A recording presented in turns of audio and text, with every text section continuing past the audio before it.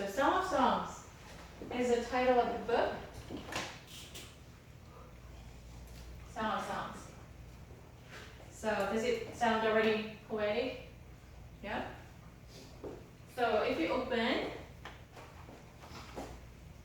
your book to page 19.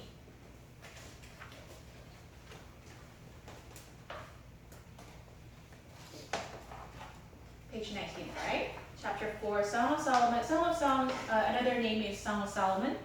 And we may or may not have the chance to glance over the Book of Ruth today. So let's focus on Song of Songs for today.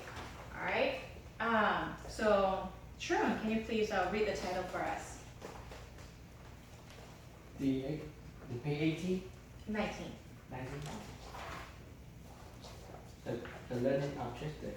No, the title. The title? Good morning. Welcome. The title, original Hebrew title is Solomon, Song of Songs. Right. So Song of Solomon is equal to Song of Songs, right? And Song of Songs means the greatest of song. The God of God and Lord of Lord and King of King. right. So all these, like when you repeat like something of something, that means like you're the greatest, right? Mm-hmm. So God of gods, Lord of lords, King of kings, or you are the best king, you're the best Lord. Song of Songs means it is the best song ever, right? Audrey, could you please read the author and date?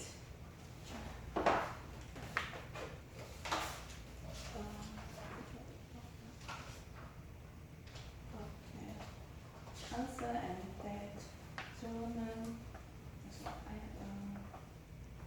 So author is supposedly Solomon, and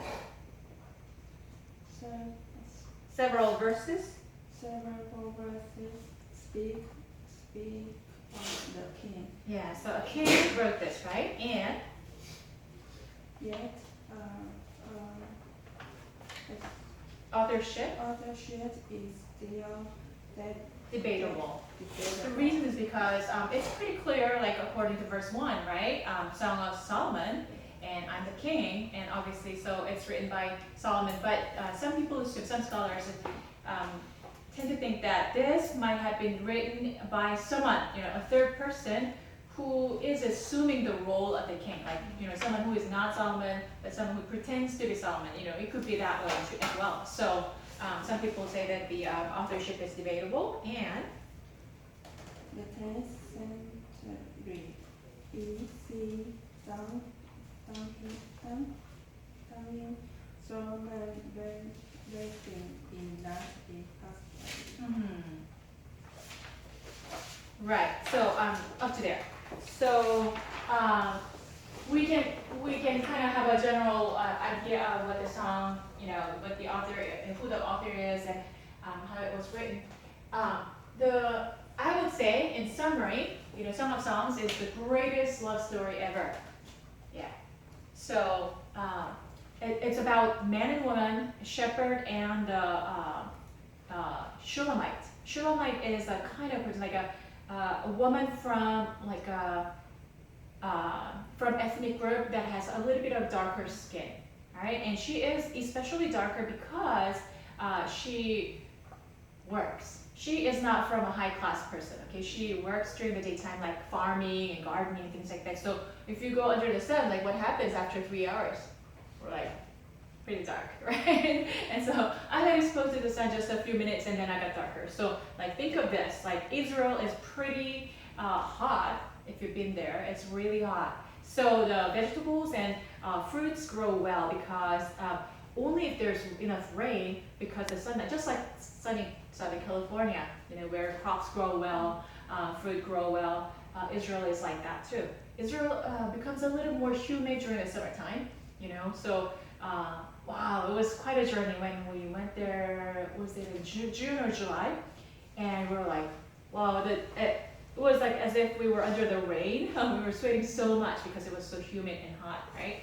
And so in that weather, if you're working in the farm like Shulamite woman, then you'll be really dark, right? And so it's a love story between a shepherd and a Shulamite. All right, Shulamite is an ethnic group, you know, like, yeah. And so, what are the characteristics of a shepherd? Okay, so before we talk about this, welcome. Okay, let's go to Psalms chapter 2 and see actually what it is like, right? Are you guys wondering what Psalms looks like?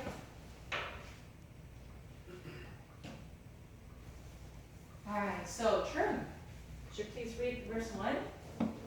I am Rose of Sharon, lily of the valley. So she's calling herself a rose and a lily. Like what are the, like so these are symbolic, right? Because it's a poem. What is the characteristics, like what are the characteristics of a rose?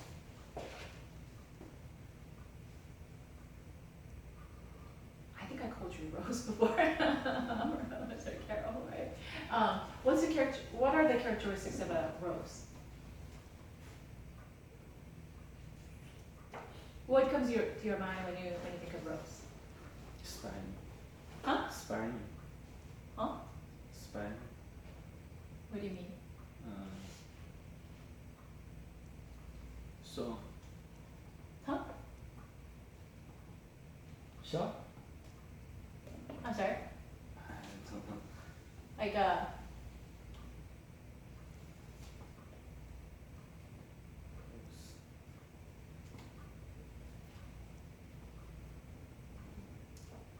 did you ever give roses to your wife?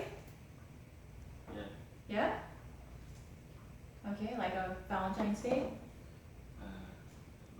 check. What comes to your mind? Rose. Or roses. smell. A smell, oh yeah, the fragrance. Mm-hmm. It's very fragrant. And so there are perfumes out there, you know, rose fragrance. Yeah. What else? Sting. Huh? Oh, good point. All right, so it has some thorns. All right, so you can be stung if you're not careful. Expensive. Expensive. All right, here's a businessman being realistic about the situation. It's expensive. All right. So even though it's expensive, and they're gonna probably die in the next few days, you still buy them, right? For what? For make her happy. To make your lover happy. Right. So rose is kind of symbolic of love, isn't it? You would say so, right? And how about the lily? Lily of the valleys. What comes to your mind when you think of lily? Like the color that comes to my mind is like white, you know? And once again, like strong fragrance. Cheaper. Lily of the valleys. You know, something that comes into my mind, very interestingly, this is how people describe, like how Jesus is described in the Bible. Can you imagine? Lily of the valleys. Because of his purity, I guess. Although he's a man, right? He was born as a man. Alright, so I'm giving you some hints right here. Alright, so Rose of Sharon and Lily of the Valleys, and she's describing herself as that. Wow, what a self-confident woman, right? And then the shepherd, by the way, this is like imagine this as a song, like a drama, you know, drama with songs. It's like a musical, you know, girls singing, now the guy is singing, the shepherd is singing, right? So can you please read it for us? Like a lily among songs is my darling among the young women. So did you say that to your wife when you were dating her? Something similar to it, right? So she's singing, I'm a rose and I'm a lily, and then the shepherd responds back, yes, indeed, you are like a lily among the thorns. So there are thorn bushes. Can you miss a lily? It definitely stands out, right? Among all the thorns. It's my darling among the young women. You guys might be wondering, why is this in the Bible? It has nothing to do with like holiness. All right, we're going to talk about that. Now, she sings back Shulamite. Han, please read for us. Like the apple tree among the tree of the forest is my beloved among the young men. I delight to sit in his shade, and his fruit is sweet to my taste. Yeah, so she's describing her lover, the shepherd, as an apple tree among the tree of the forest. So what are the characteristics of an apple tree? You know, compared to like, I don't know, oranges, grapes, or other things. Apple trees, I believe, when I was growing up, we had an apple tree like in the front yard, and maybe I was little, or I don't know, like the tree looked really big, you know, really tall and big and strong, and had many fruit, you know. Birds would come and perch. So like the sheer stature of it made me feel like that's a solid tree, you know. It's not waving. It's like it's really strong, and it bears a lot of fruit. It benefits people, right, with its fruit. And also like apples, when they are ripe, they start having fragrances as well. There's something about the fragrance on both parties, okay? It's a symbolism. All right, and verse 4, Audrey. Let him lead me to the banquet field, and let him banner over me below. So she's asking, you know, I want to be at a banqueting table with him, and the banner, you know, like the banner over the table is not, you know what the banners are, right? It's to decorate and to make it kind of to add to the atmosphere, right? But the banner, my banner, is not silk. It's not made of anything else. No, it's made of love. It's made of love, and let this happen. You know, that's her wish, right? James, verse 5.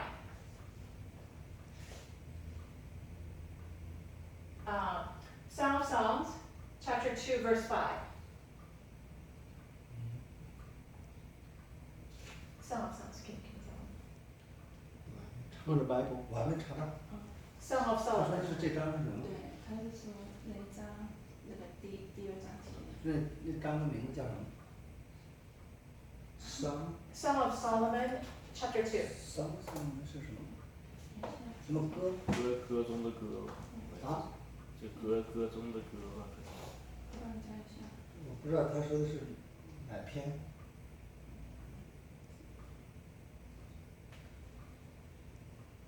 首歌。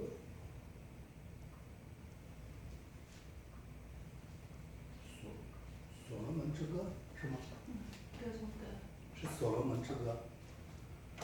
Okay, while I was looking for it now, Roy, can you please read verse 5?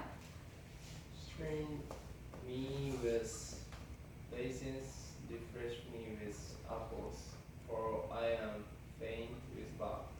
So, like, before you got married, those who are married probably know this a little bit better than single people, right? Have you been faint with love? Like, oh, I'm gonna pass out because I'm so much in love. Have you ever felt that? So sad.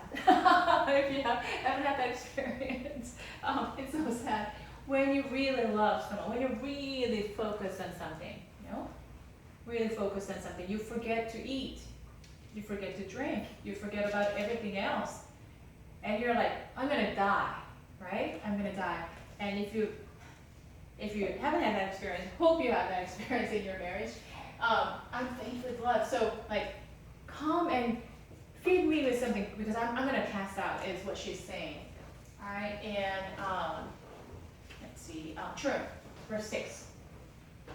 His left arm he under my hand, Yeah. and his right arm embraced me. So it's really descriptive of what they're doing, right? As part part of expression of your love, they're doing this, right? So it gets much more intense after chapter 2, and read it for yourself, but it's very descriptive. Verse 7, Suha?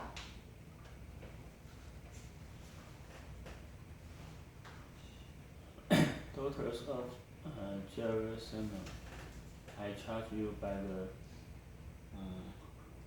gazelles and by the dust of the field, do not arouse or awaken love until it so desires. So the shepherd and the Shulamite, they're in love. They're passionately in love, right?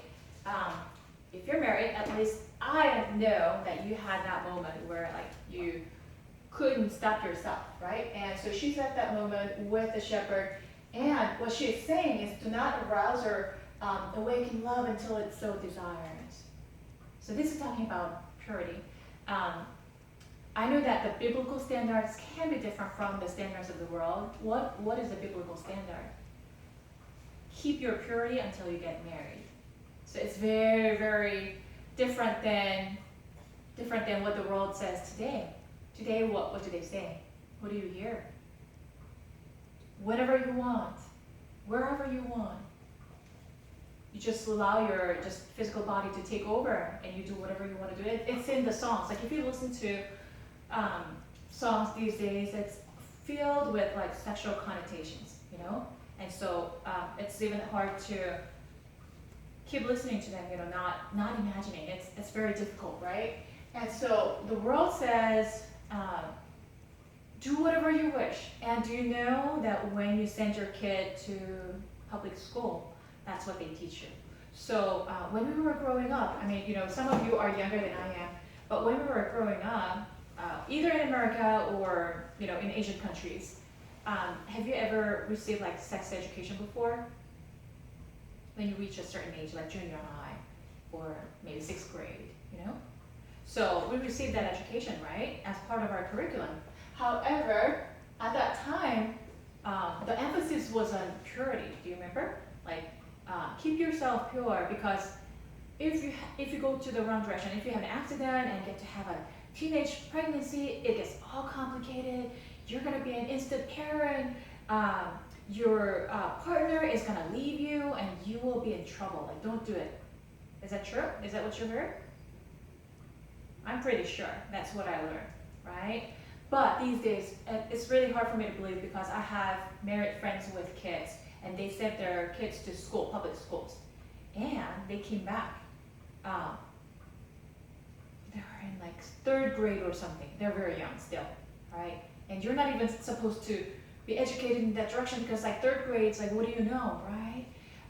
And they came back home, and they said to mom, we're learning this, and he laid out all the materials, and she was shocked, because these are like straight out adult materials, and they're not supposed to know this, right? And by the way, so one of the Asian parents are really, they're like hands-on. They are concerned about their children, so they would do anything and everything in order to know what their kids are learning. So one of the parents actually sneaked into the sex education class. I don't know how she did that, and she recorded it, all right? And so what happened is her recording reflects all the teaching, and the core message was this: you know what? You can choose to be a man, you can choose to be a boy, you can choose to be a girl. And by the way, you can do it wherever you want and whenever you want. Like, follow your desires, was the message. Can you imagine a 3rd grader hearing all these messages? It's very, and they're very impressionable. Whatever they learn, they will take it as true, you know? And all the materials that they're not supposed to be seen, they were given that material. So I don't know what they're doing. Like, I don't want to criticize public education, but that's where we are at today. So, but this message, oh, Professor Joann, this is from like thousands of years ago, and you're trying to apply this to us in this modern era. That's impossible. No. Yes, it was written long time ago, but do you know that God's standards have not changed? So God is the one. Do you know that marriage is God's idea? God created Adam and Eve in the first place. So after He created the universe, heaven and earth, trees and fish in the ocean, all the animals, right? What were they for? He did not just create them for fun. He created them so that Adam and Eve could come and benefit from that. So, Suha, do you have a child? Yeah. So Audrey, you have a child. Roy, do you have a child? Not yet. Okay, James has a child. So if you had a baby, you understand before your wife or yourself is full term, what do you do? What do you start preparing? You start preparing something. Come on, Audrey. You just had her like a couple of years ago. It should be very fresh in your memory. All right. So what do? You prepare a room, don't you? Yeah, in anticipation of a baby coming. And some people paint the room. If you know the gender of the your child, like boy or girl, you paint the room. Do you buy anything? If a baby's coming, what do you buy? This is new. Everything that's needed. A crib, baby crib. Yeah. Baby crib, stroller. Yeah. Pacifier. Milk bottles. You better buy them. If you don't buy them, you're in trouble. Baby bottles, diapers, mobile, toys, anything, huh? Yeah, clothes. You better buy clothes. Blankets. Yeah? Do you remember? Now the memory is coming back, right? All right. So when you go out to buy the baby clothes, do you look at the clothes and say, "Oh, precious clothes! Oh, so precious." Do you go like that? Maybe it looks really cute. All right. When you buy it, if you're ever excited, what are you excited about? Are you excited because the clothes is so cute? More exciting is that you imagine my baby is gonna wear this, right? It's not about the clothes itself. Oh, clothes you can get anywhere, everywhere, right? But oh, my baby, I can imagine that she's gonna fit into this. Oh, she's gonna look like a princess. Oh, look at that. Oh, he's gonna be so warm and cuddled in this blanket. Let me buy this. Like, oh, it's so like soft and fluffy and all that. So you imagine your child enjoying all this. It's not about the things. It's about your child, right? And so when God created the universe, heaven and earth, trees and animals, and oceans and beautiful mountains, and all the fruit, flowers, I'm sure they were good in His eyes. They were good. However, the best part of it is that He created everything so that Adam and Eve, when He created them out of the dust, they will come and enjoy every single thing that they were seeing. Okay? So think of Adam and Eve as your precious baby. And they were precious babies before God's eyes. And so, the reason I'm talking about this is because, so God's ultimate idea was He wanted to have this like father, son, daughter, love relationship with Adam and Eve. That was His intention when He created. Why did He create Adam and Eve? It's for the love, right? It's for love. And by the way, He created man and woman in His image. Like, what do you mean by in His image? Because we call God oftentimes in a male term. He is a male, right? So we think of God as like a male. But do you know that He has both male and female characteristics? All right. So He is fatherly in that He cares, He protects, He provides. But He's like a female in that He's so loving and embracing and caring. He understands the thoughts and our feelings. He cares about the details. He comes to comfort. So he's like a female in that sense. So what do you mean by he created man and woman in his image? Is that both man and a woman reflect who he is like. So together, man and woman together is more of a complete picture of how God is like. Does it make sense?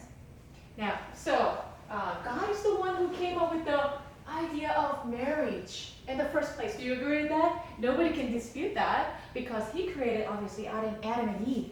And before he gave any other commands, he told them to get married. So, do you remember from Genesis chapter 1 and 2, especially chapter 2, that Adam and Eve are fascinated about each other. So you might be laughing. Okay, so these days it's so different. You go online and you pick who you want and things like that, right? But Adam and Eve did not have that choice. All right, they didn't have a computer. They didn't have internet. They didn't have other choices. They didn't have any other men or women. Okay, that they could choose from. It was just one man and one woman. However, when Adam woke up from his dreams, all right, while he was asleep, what did God do? He took his ribs, one of the ribs, and out of that fashioned a woman. All right, and so when he woke up, so gentlemen, you're missing ribs. Sorry. So when he woke up from the dream, he saw Eve, and what did he say? Do you remember? My flesh, the flesh of my flesh, the bone of my bones. He was basically very, very overwhelmed by the joy. Like he was fascinated by Eve. He thought that she was the most beautiful thing on this whole earth. Right? So he said, "Oh, you're my love. Let's get married." And so they got married. And so that's exactly what God wanted when he created Adam and Eve. And so marriage was God's idea. And sex was God's idea. God really made it a very special thing between a husband and a wife that it could hold them together in unity. It could help them experience intimacy. If you're married, you probably understand this better. I studied psychology and I sat in the counseling room. I've counseled couples, and this is how I kind of vicariously experience the intimacy, right? So it's a very, very special activity. However, what God had in mind is that it should not overflow out of marriage. It should never be outside marriage. So it says, "Do not arouse your waking love until it so desires." What does that mean? It means that sex is a blessing from God, but it should be between husband and wife, and that's how it was designed. And so here, the shepherd and the Shulamite are in love with each other, but they're not married yet. So then the girl is saying, "Do not arouse me before the time comes," because it's God's idea to save it only for marriage, for the purpose of man and woman being united as one flesh, to have that intimacy, to experience each other like no other people. So friendships are very good, right? Friendships are important. Do you have best friends in your life? Like covenant friends? We talked about David and Jonathan before, right? David and Jonathan. Jonathan was a king's son, so he was a prince. And David was a shepherd boy. So there was a vast status differences. And then they became friends. And they loved each other more than themselves. So they were so sacrificial. Jonathan took off his royal robe and gave it to David. He took off his belt and gave it to David. He took his sword out and gave it to David. Meaning, I give you my royal status to you. I give you my power, and I give you my life. Like the sword symbolizes my life. You have my life. That's how much I love you, you know? So, long story short, when the difficult times came, crisis came, Jonathan's father, King Saul, tried to kill David out of jealousy because people were saying about David that he was better than Saul in battles. And so Saul became so jealous and insecure, he tried to kill David so many times. And Jonathan, his son, figured out the plot before. And so what does he do? He goes out to tell David, he's not supposed to, he's betraying his own father, to let David know that my father is after your life. So run for your life. I love you and I want to save your life. And so David runs away. And later, he becomes a king. Saul and Jonathan both get killed in the battles. And David wins the battle. He is not the one who killed Saul, somebody else. But he comes into the throne. He remembers how much Jonathan loved him. And so basically they entered into a covenant relationship. Covenant is not like a contract. For contract, we can break it anytime. It's so often broken, you know? Apartment lease, business contracts, you know, they can be broken so easily, right? Aren't there so many lawsuits because of that? And people go in and out of contracts. But covenant is different. Covenant is permanent, and once you enter it with your own life. Like, if you violate it, you're risking your life because they can come and kill you, legitimately, all right?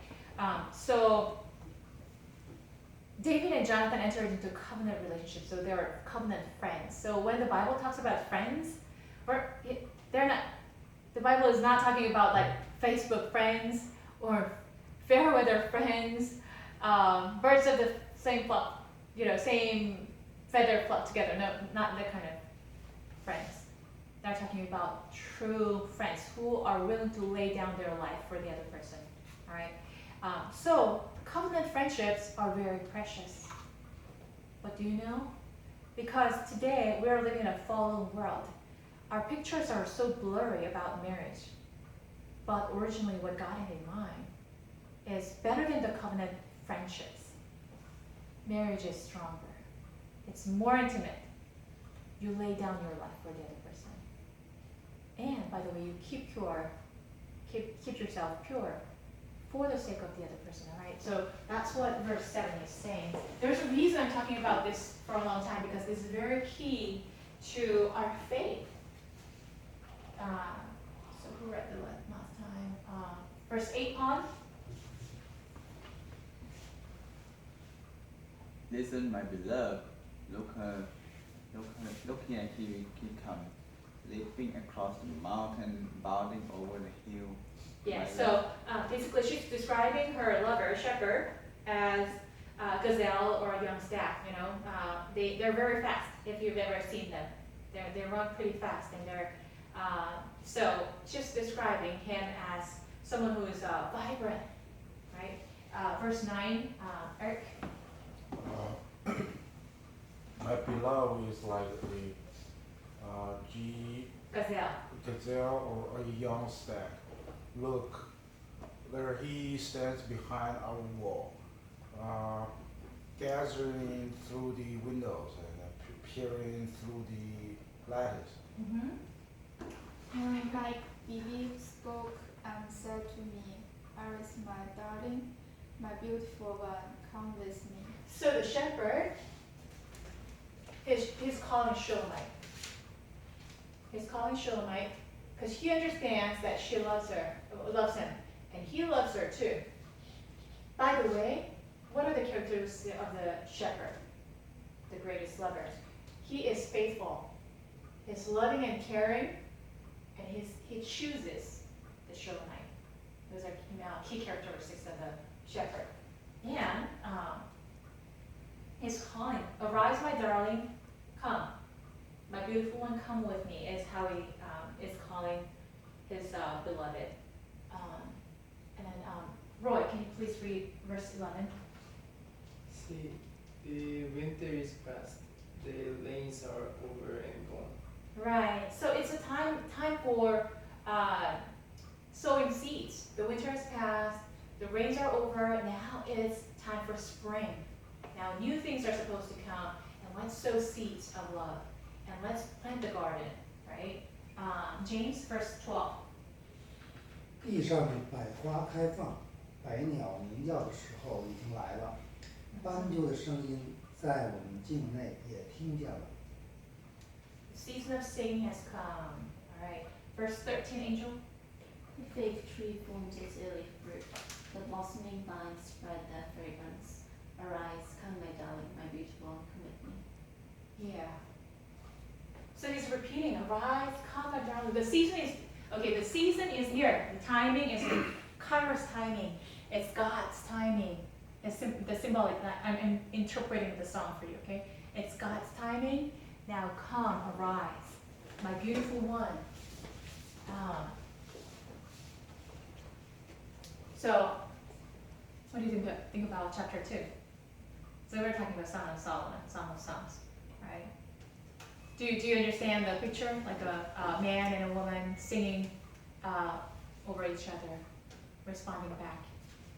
They're saying that you are so beautiful. Oh, you're so so vibrant. You know, I love you. Is the message, and so that's chapter 2, right?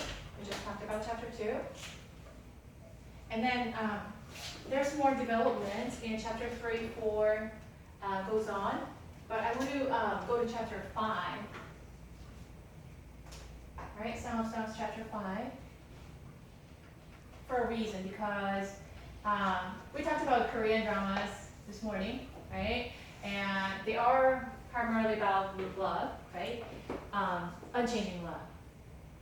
If it's changing love, I don't think it's gonna make a good movie or a good drama. All right, so unchanging love.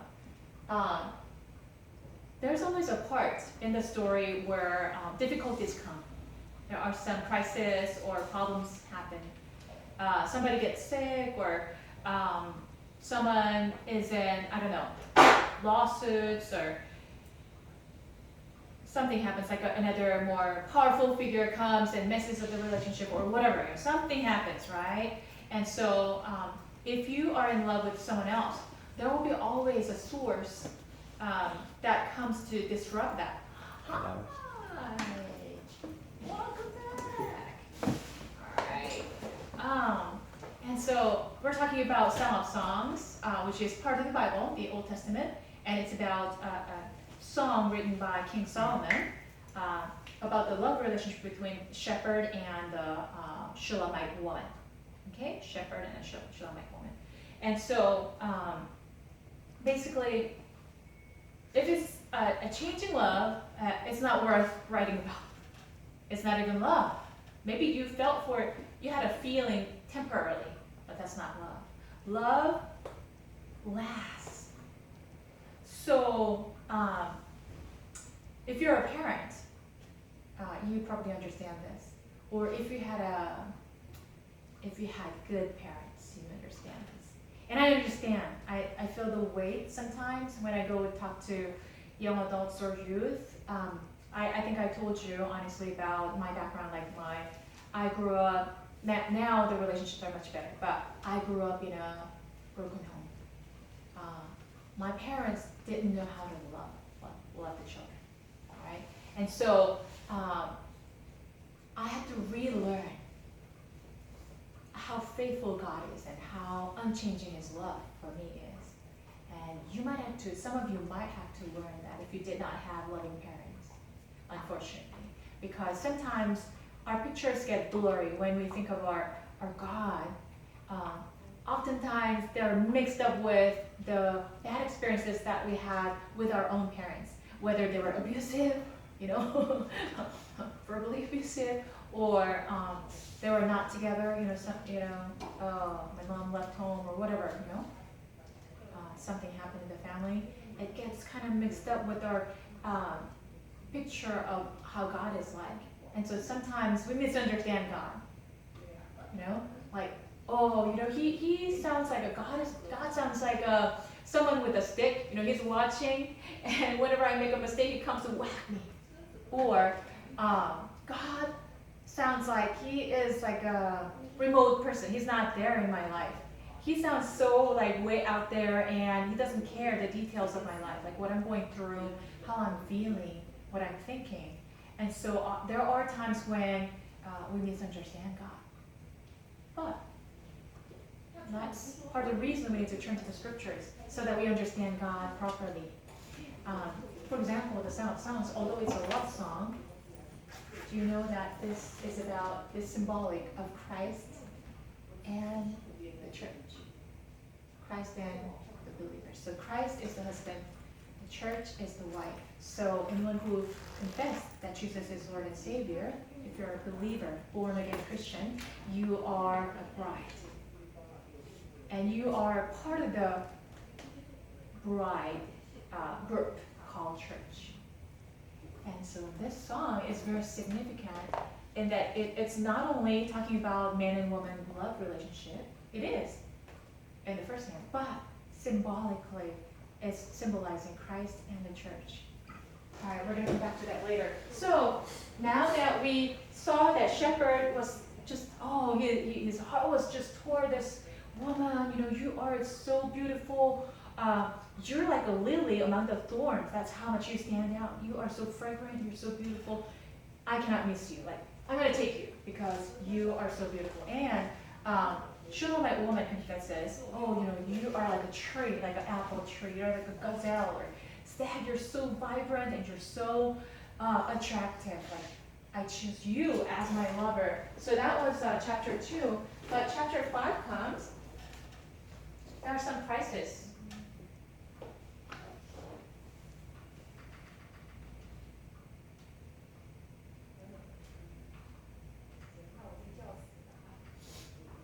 Now let's read this.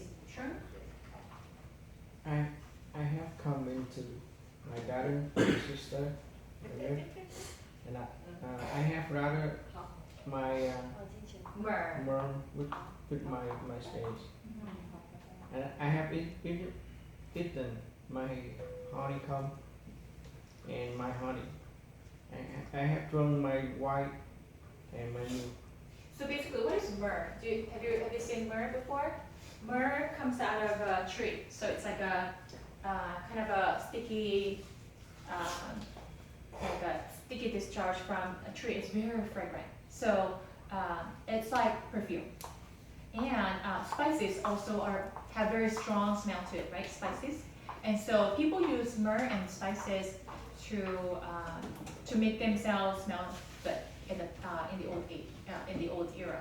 So myrrh was often used to take care of dead bodies.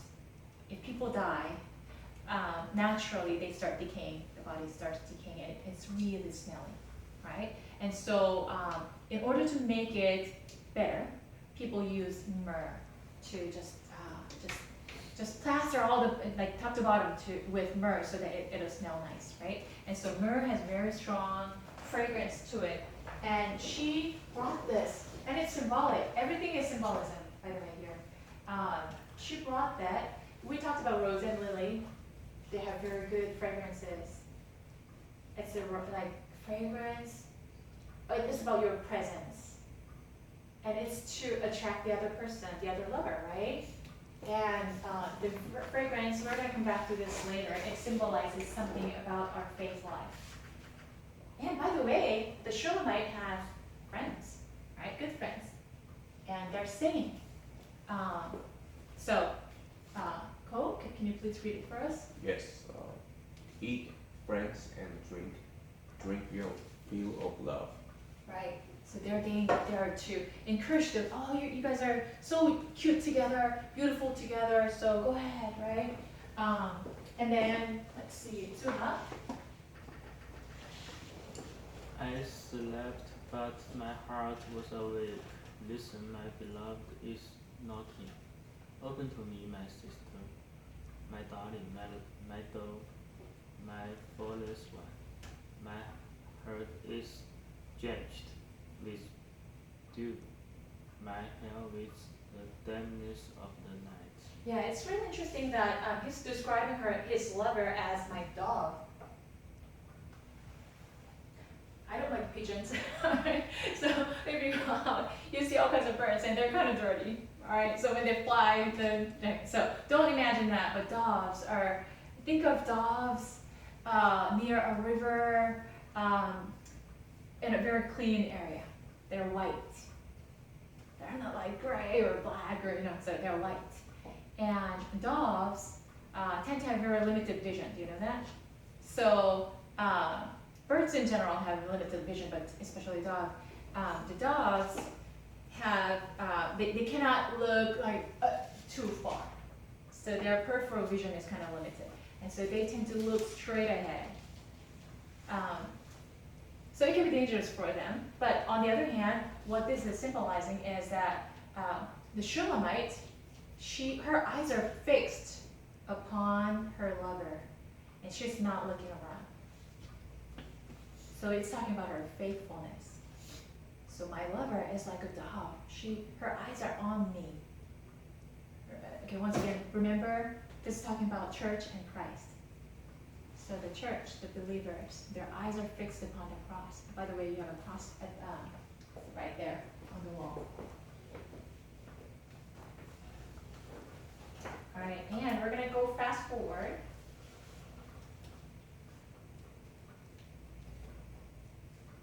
Yeah, so she heard a knock. Someone was knocking on her door, right? Verse 5, Khan.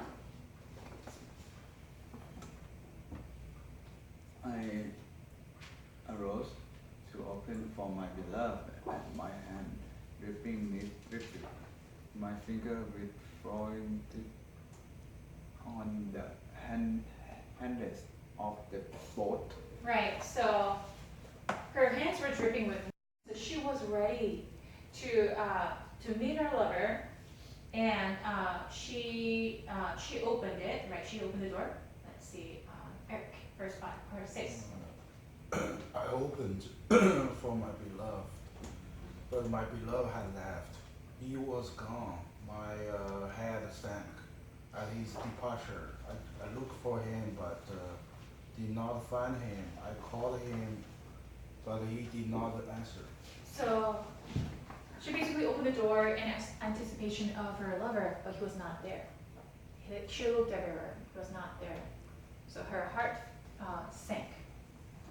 So I don't know if you've ever experienced in your own like dating time, especially married people, when those times when you were not sure if the other person loved you, or maybe loved you as much as you love him or love her. Yeah, those times. Oh, I feel so anxious. I feel so insecure because I'm not sure about if he loves me. If it's gonna be there for me, or if she's gonna be there for me. Those times, very insecure times.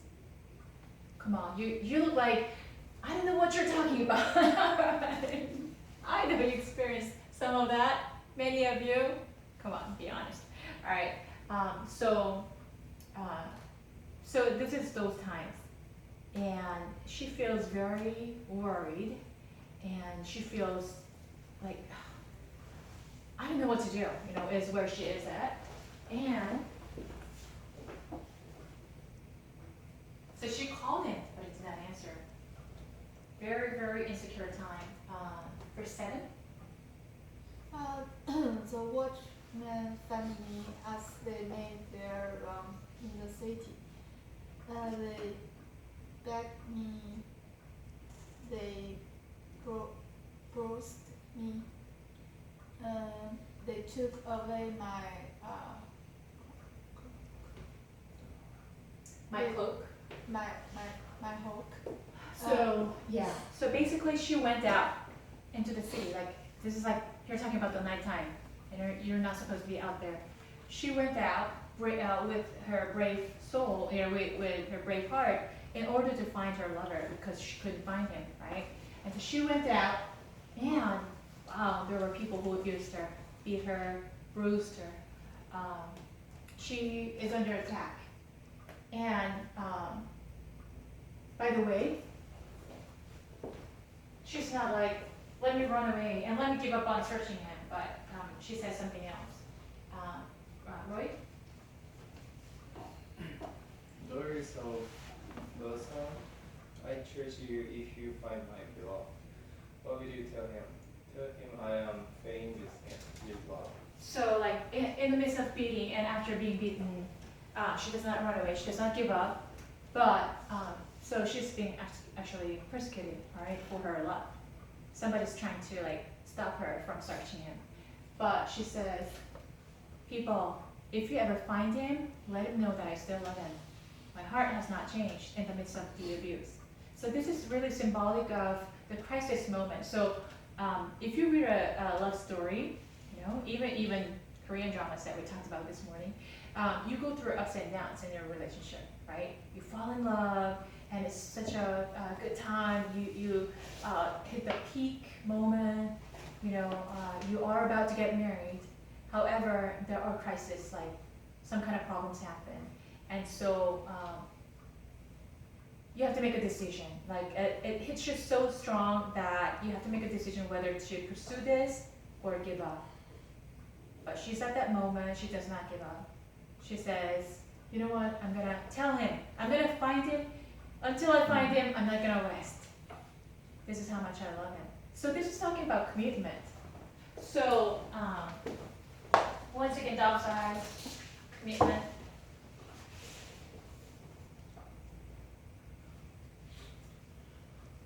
In the midst of persecution.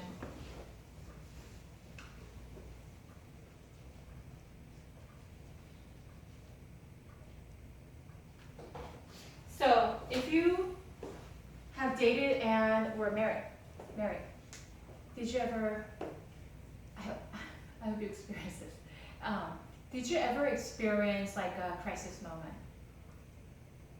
Like your in-laws don't like you. They tell you there's a better girl out there for my son, like don't come near, something like that. Or for a girl, he's not a good man for you, don't date him. Have you ever experienced that? I'm trying to kind of help you brainstorm, come on. Have you ever experienced, have you ever discovered something about your partner that you didn't know before? Like the dark side of your dark night of the soul. I didn't know about this. Wow, this is shocking. I'm not sure if I want to get married to him. Or you found something about your girlfriend, and oh, you know what? I'm so shocked. I don't know if I can get married to her. Something like that. Is it getting too personal? Okay, so some of you, like, because I hear stories, you know, I'm a pastor, I've been a counselor, I hear stories, all right? And so you get to face some kind of crisis in your relationship. Not all the time. If you got married very peacefully, congratulations and blessings to you. But some people, many people actually go through difficult times. Yeah? They're not sure. Oh, I'm not sure if I really want to get married to this person, right? So there are sometimes persecutions. There are oppositions. Maybe your friends say, "Oh, you know what? Don't get married to him. Like, you're missing it," you know. Or your guy friends say something. You know, before you make a decision, like it's always divided, isn't it? I think there are friends who support you. There are friends who oppose you, right? But in the midst of that, she decided. She made up her mind. I know that my shepherd is my lover, and he is faithful to me. I am gonna be faithful back to him. I'm gonna withstand all the trials and tests. I'm gonna prove myself to be true bride, right? And so that's what she does. Let's go into chapter 8. Now finally,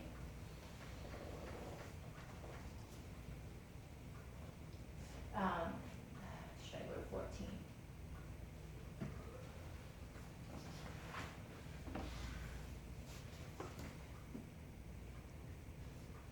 So she finally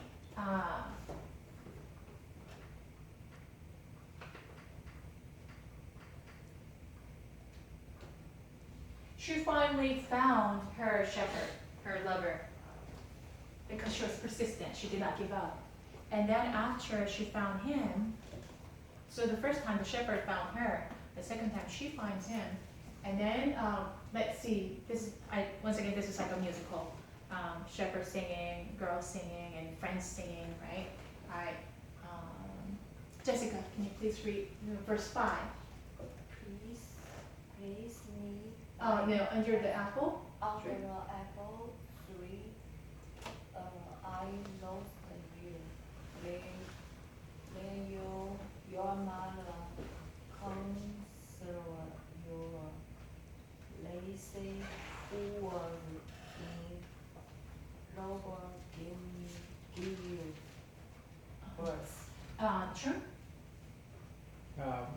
Place me like sit over your head, like sit on your arm. For love is as strong as death.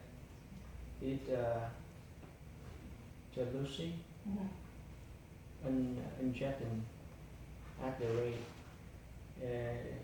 It's burn like blazing fire, like a mighty fire.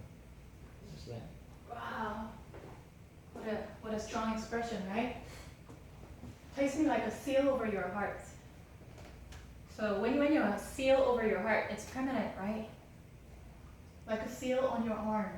So like, have you seen, so this is like a really bad illustration, but you've probably seen like cows, horses. What do they do? What do the owners do? Just like me, you grew up in the cities, I understand, but utilize your imaginations, all right? You have, I forgot the name for it, you have certain metal with signature. You put it into the fire, make it really hot, burning hot, and you put it on the side of a horse or a cow, and it's gonna burn, right? And the mark is permanent. It says it's your own because it has your signature. So this is talking about that. Put a seal over your heart, put me as a seal over your heart, so it will be permanent, so that you will not be able to forget about me, right? And she says, for love is as strong as death. Is your love for your spouse as strong as death? Would you rather choose death than abandoning your own wife? Is your love for your husband as strong as death? Would you lay down your life for your husband? This is so disappointing. All right, so my heart is broken for you. It burns like blazing fire, like a mighty flame. Maybe your heart is more for your child. How about that? Would you abandon your life for your child? Yeah. So is that true for your side? Would you rather save your? Do you have a daughter? Yeah. Would you rather save her? If you dying is going to save her life, would you lay down your life? Yeah. Of course. Of course. So your love for your daughter burns like blazing fire, like a mighty flame. And my blessings to you, my prayer for you, this group, is that may your marriage be like this. My prayer is that. If for some reason the flame is dying, when we're dating you were like all over each other, right? But now after so many years, and I've seen the bad and I've seen too many things. Childbirth, all right. My energy was with a child. I understand, but I would challenge you to rekindle your relationship with your spouse. Have a date night regularly, every week, at least once a week. Go out somewhere special. Don't talk about your kids. Talk about yourselves. Talk about how much you love each other. Sing these songs to you. Your spouse may go like, are you crazy?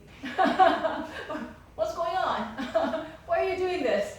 All right, even at that, you got to rekindle your love for each other. Because marriage was God's idea. And it's really holy. You know that? Marriage, although it looks messy in your daily life, I understand. It's reality. But do you know that it's supposed to be the most beautiful and committed love on this whole earth? It should reflect the love of God over us and our love for God. So if for some reason it's kind of dying down, you have to fan it. You have to fan it. Don't let your, because if your passion is not for your spouse, maybe it's for something else. And that's very dangerous. Maybe it's for some of the people that I know, their passion turned away from their spouse, and it's on computer games.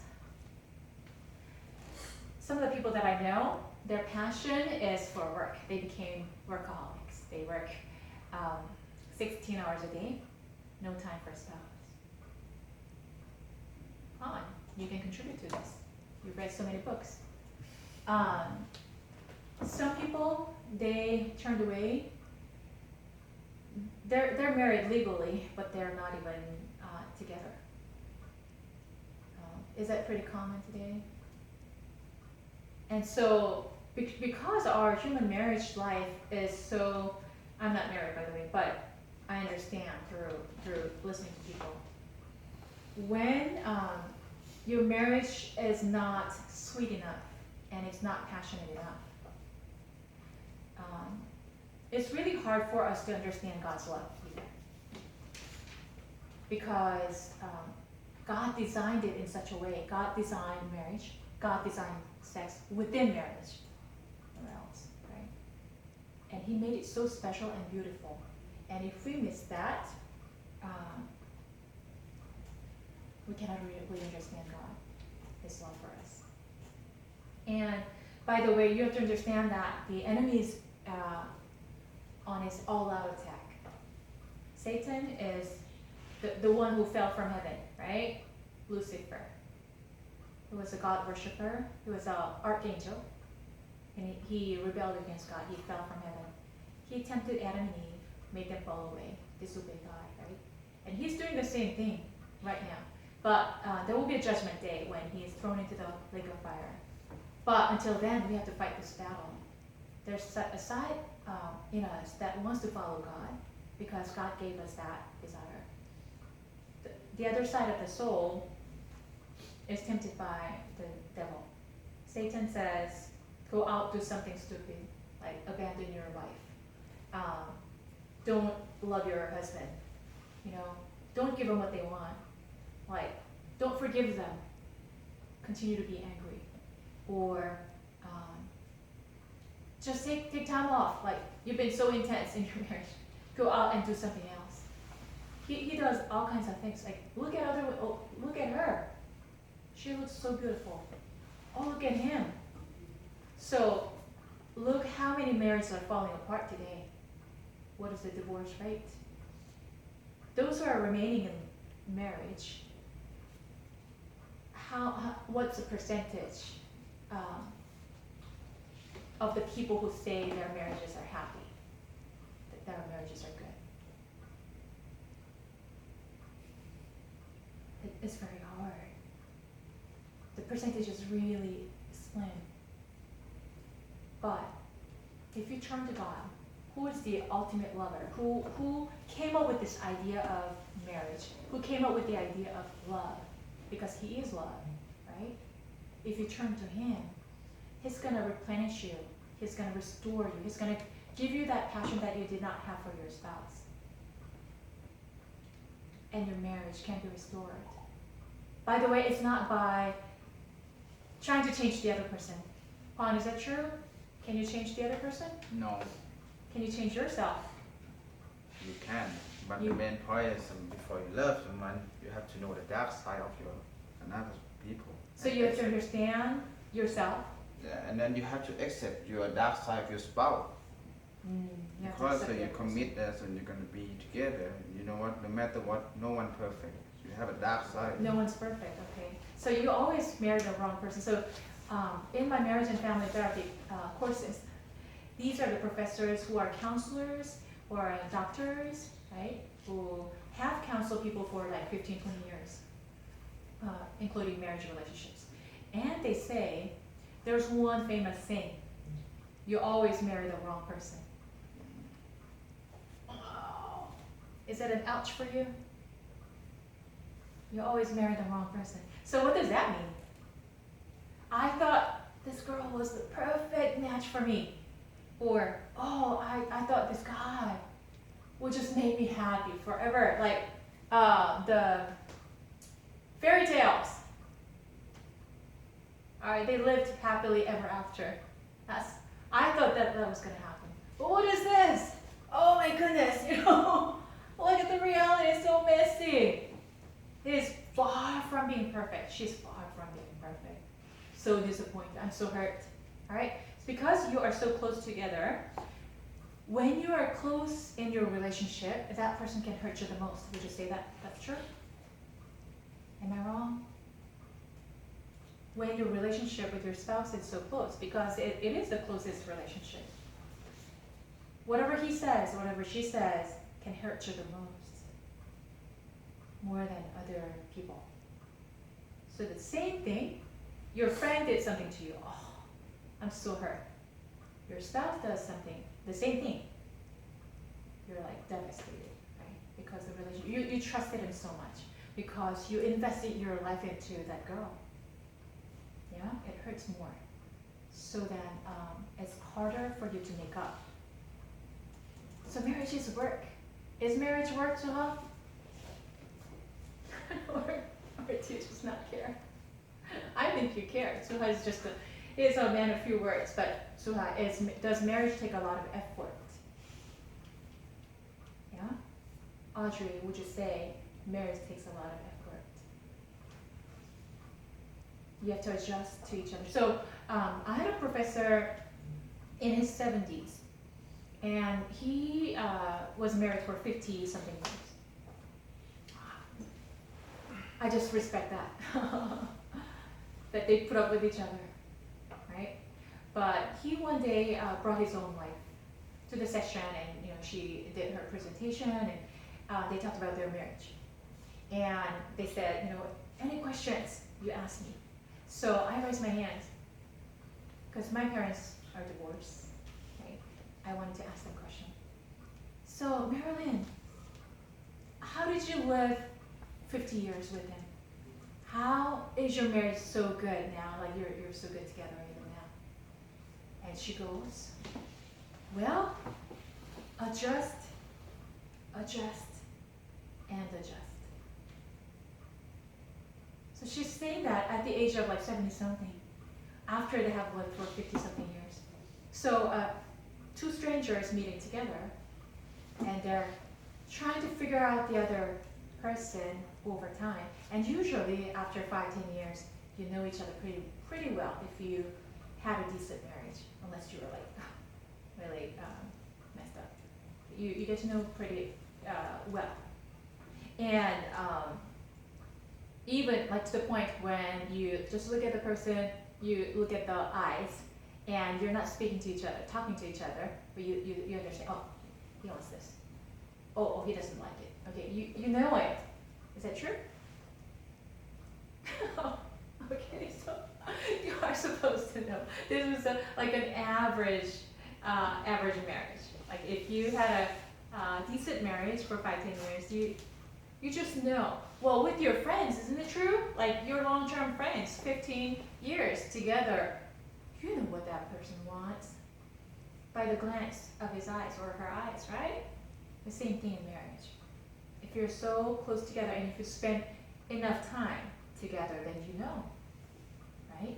But even then, because you're so vastly different, and certain things don't change. Is that true, Audrey? But your husband, like, I told you not to do that, and he does it again. Have you experienced that? Okay, now she agrees. All right, so you know that I'm not being totally unreasonable. I'm being reasonable here, okay? So I told you not to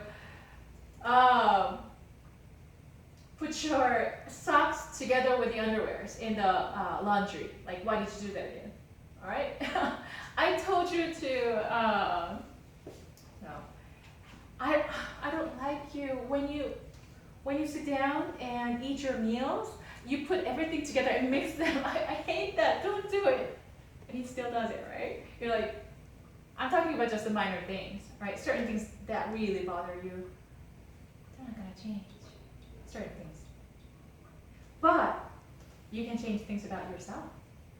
So why don't you listen carefully? Although it looks like a losing game, you listen to your spouse carefully about what he likes about you and what he doesn't like about you. And you don't have to change everything, but the key things that you think, oh, you know what?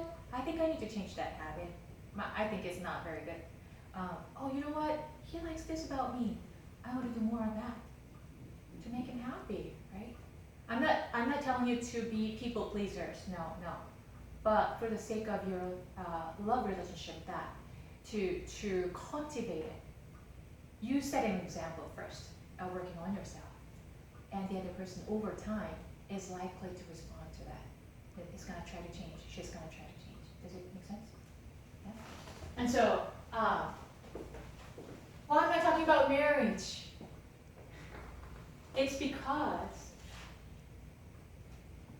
marriage was God's idea, and it's godly, it's holy. It's holy. However,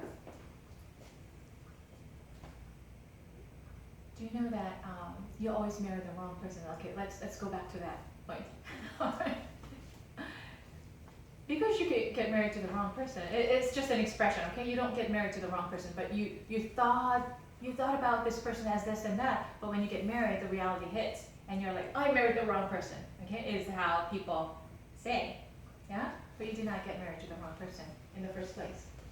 There are some stuff that we have to do against our wishes. We don't like it because it's not easy, because it doesn't seem to benefit me. Why do I have to do this? All right? There are some stuff that we have to do. All right, so let's read the passage that people least like. All right? True. No. Angel, verse 22. Wives, submit yourself to your own husbands as you do to the Lord. So who is the Lord? Lord is Jesus. So if we, I know that some of you did not accept Jesus as Lord and Savior. If you do, if you have, what do you mean by Lord? Roy, you're from Japan, right? So in your Japanese cult tradition, there are lords. Yeah? And there are servants, or people who serve him. True? Mm-hmm. So what was true in the past, like I'm not talking about now, but back in those days, when there was a lord of a castle. Yeah? I've been to Tokugawa Ieyasu Castle. If you're a lord, and if you have servants, what is expected of the servants, or the people, under that rulership? What's the keyword? What do you expect? Faithfulness, loyalty. You want them to be loyal, right? If you're not loyal, you can be killed, right? So we're talking about the tradition. However, we're talking about a different lordship. So basically, the similarity, because although there are differences, the similarity is that the Lord, when you say that someone is your Lord, you will be faithful to him. You will do whatever the Lord tells you to do. You're going to obey, you're going to be loyal. True? Yeah. So, now, wives, submit yourself to your own husbands as you do to the Lord. This is the least favorite passage among women and the most favorite passage among men. For a good reason. So, submit to your husband. But my husband is like this and that. What are you talking about? Submit myself to him? Gosh. He's so, he makes a lot of mistakes and he's not even loving. So that's all women's problems, right? He doesn't care, he doesn't love me. And how am I supposed to submit myself to him? He doesn't love me. So this is not talking about blind submission. So if your husband is doing something wrong, then of course you try to be patient with him, but don't condone him. Like don't encourage him to continue to go that path. No, you're not supposed to. That's not loving. There's a lot of injustice. Don't say that it's okay because it's not okay. But in the midst of all that, you try to respect him although he doesn't act respectably, is some people sharing, let me be honest. They come in, how am I supposed to respect this guy? It's not acting in a respectable manner. Okay, so even in that moment, you try to submit to him as you would submit to the Lord. So now, you ask the Holy Spirit what it means, how it's translated in our day-to-day life, okay? Now, verse 23, Audrey. For the husband is the head of the wife, as priest is the head of the church. His body of one, which he is the shepherd. Yeah, for the husband is the head of the wife, as Christ is the head of the church, his body, of which he is the Savior. So, he's the head, and we as believers are his body. So, do you know that before I move my hand, my head is commanding through the nerve system. Okay, move your hand up, move your arm up. Before I speak anything, my brain tells the mouth, okay, to send a message through the nerve system. Speak, and you pick these words. So the head tells everyone else what to do. That's why it's lordship, right? Just like the head to the body, just like Christ is the head of the church, let your husband be the head. And I'm not talking about blind submission. I want to emphasize once again, if your husband is doing something wrong, don't submit to him. But you don't become disrespectful and say, because you did this and did that and did that, you have no respect. I don't want you to like come to the table and I'm not going to provide you with any food or whatever. You're going to have no respect outside because of the certain things that you did. No. In the midst of all that, and we can't do this with our own might. We have to ask the Holy Spirit to help us. Lord, help me, because he's not lovely. He is not respectable. Lord, help me. We have to ask all the time. And it's against our natural wishes. Okay. These days, a lot of people, and I'm not generalizing too much, but overall, the American culture is changing, and there are some positive aspects, but there are negative aspects as well. There's generally a put down of husbands that I see. It's not doing good for them, like the wife.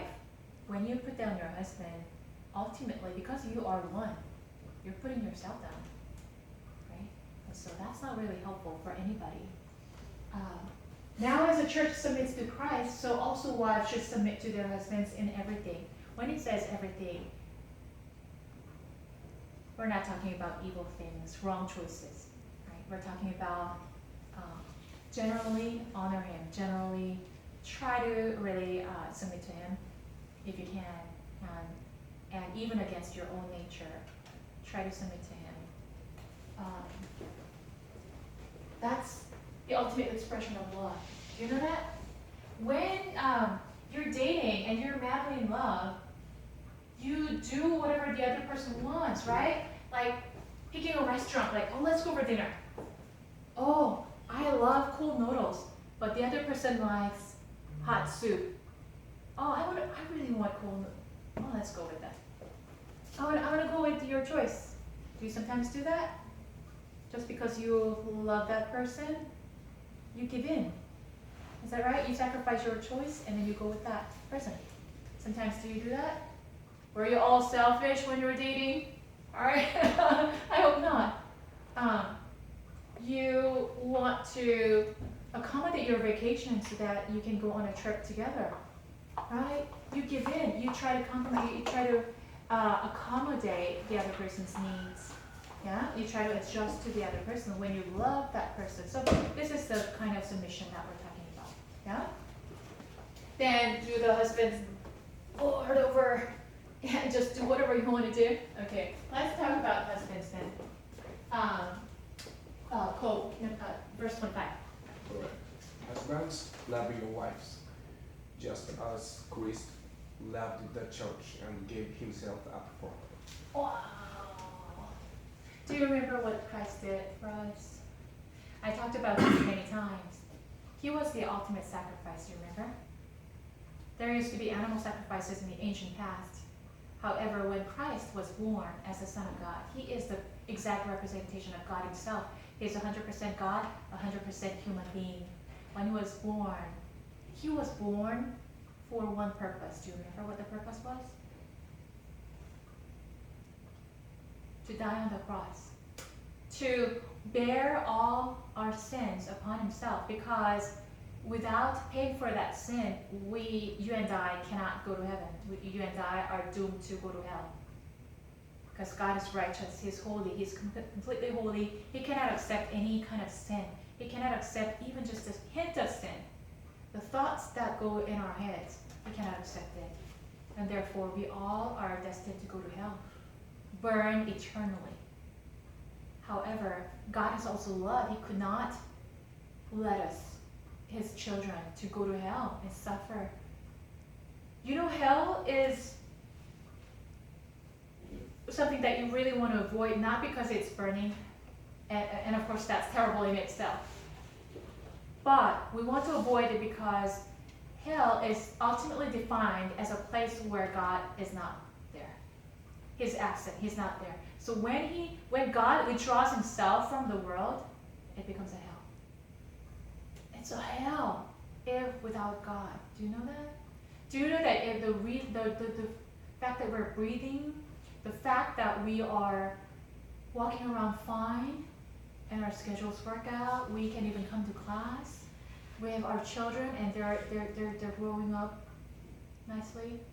Do you know that it's by the grace of God? When God withdraws his grace, it's gonna be hell, even on this earth. So let me tell you, we cannot live without God, because we came from God. Do you know that? Whether we recognize or not, we came from God. And, by the way, he sent his only son. That means he himself sent himself to the earth. Why? To die on the cross. And before dying on the cross, he was naked, he was whipped, and I talked about the whip before, last quarter, right? The whip, the Roman soldiers, it was cruel. The most cruel form of punishment on the earth was crucifixion. Before you're crucified, you're stripped naked and you're whipped so many times. And the whip has so many streaks. Each streak has metal, like sharp metal ends. And whenever you hit the other person, your flesh comes out of it. When you take it out, your flesh comes out. And you're internally damaged, even before you start walking on that Golgotha with the heavy cross. And when you go on the cross, you're nailed, okay, your wrists and your ankles, and you're left there to bleed to death. And you can't even breathe because it's so painful. And the thorn crown is crushing your head, crushing your brain. You go crazy. Jesus has to go through that because of your sin and my sin, to pay for that, so that whoever believes in Jesus as Lord and Savior will be saved from hell, will not go to hell, but will be able to go to heaven, be in permanent love relationship with God again, that God designed in the first place when he created Adam and Eve. So then back to our point. Husbands, love your wives, just as Christ loved the church and gave himself up for her. Jesus died on the cross for her, for his church, for you and me. So if you hate it, if you did not like the idea of submitting yourself to your husband, as to the Lord, all right, husbands, gentlemen, you have to give yourself give up yourself, give your life for your girls, for your wives, for your wife, for your girlfriend, whoever, your partner. Which one is harder? To make her holy. Okay, so sure. 26. To make her holy, visit her by the washing of the water through the wall. So the husband's responsibility is to keep her holy. Wow. So this is talking about the spiritual leadership. So if you're a husband of your family, and the husband to be, okay, I'm talking to you too, because it's coming one day, right? It's spiritual leadership by the washing her with water through the word.